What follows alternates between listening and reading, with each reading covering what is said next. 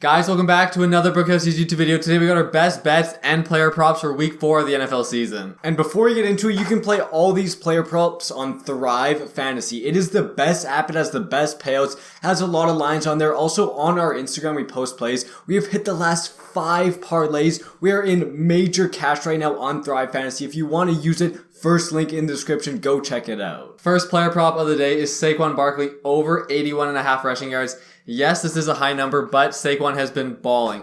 Yes, he's only hit this in week 1, but he was 1 yard away from it last week on only 14 carries. He had 5.8 yards per carry. Plus, the Bears have been horrible against running backs. 170 rushing yards allowed to the 49ers as a team week 1.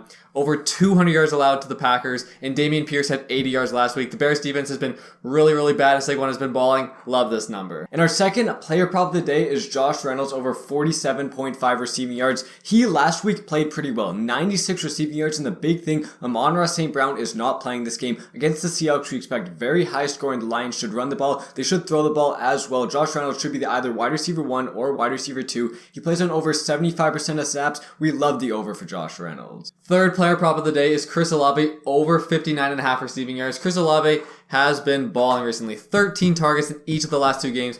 147 receiving yards against the Panthers. Plus, Michael Thomas is not playing this game. He's going to be the clear wide receiver 1 for Andy Dalton. James Winston is not playing, but still love this number in London for Chris Olave. Our fourth player prop of the video is Damien Pierce under 62.5 rush yards. Last week, he had a very good game, but he only had 80 rush yards. Against a terrible Bears defense, 80 rushing yards isn't a ton over the 62.5 number, and we like the Chargers to have a revenge game. They're positive 5.5 on betting odds. We like the Chargers to maybe blow him out. Not a ton of rushing attempts for Pierce. He hasn't been super efficient with his touches, and we like him under 62.5 yards. And our spread of the week is Cardinals plus 1.5.